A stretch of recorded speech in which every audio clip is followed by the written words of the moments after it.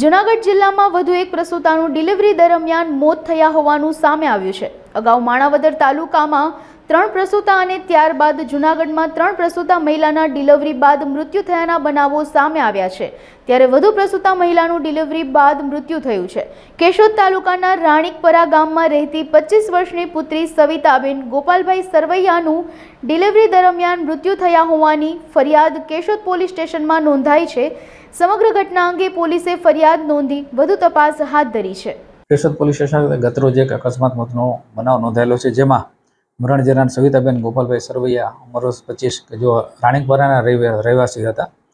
જેઓ ડિલિવરી માટે અઘેરા હોસ્પિટલ કેશોદ ખાતે સારવારમાં ગયેલા, જ્યાં ડિલિવરી થયેલી, પરંતુ ત્યારબાદ બ્લીડિંગ થતાં તેઓને સિવિલ હોસ્પિટલ જૂનાગઢ ખાતે વધુ સારવાર માટે રિફર કરતા સારવાર દરમિયાન ત્યાં તેમનું મૃત્યુ થતાં તેમના માતા શારદાબેને કેશોદ પોલીસ સ્ટેશન આવી જાહેર કરતા અકસ્માત મોતનો બનાવ રજીસ્ટર કરી કેશોદ પોલીસ સ્ટેશનમાં આગળની તપાસ હાથ ધરવામાં આવી છે। હોસ્પિટલમાં દાખલ થયા હતા દીકરીને લઈ, અને હું એની માં છું, અને તે પછી હું હોસ્પિટલનું કીધું હતું કે એટલામાં થઈ જાય, પણ અમારે બહુ જોખમ વાળો થઈ ગયું એને જેમ કીધું એને, અને એને ડિલિવરી હાદી કીધી પણ જોખમ થઈ, અને પછી અઘેરા સાહેબે કીધું કે જુનાગઢ જાઓ।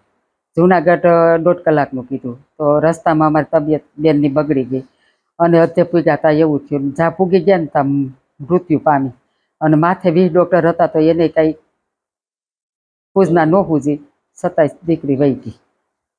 અને ડૉક્ટરની બેદરકારી તો ખરી જ, બેદરકારી, પણ આવું કર્યું અઘેરા સાહેબને। ત્યાં અઘેરા સાહેબને આ એક કેસ બગડી જ ગયો કાયદેસર, પણ હવે આવો બગડવો ન જોઈએ એટલું ધ્યાન રાખજો।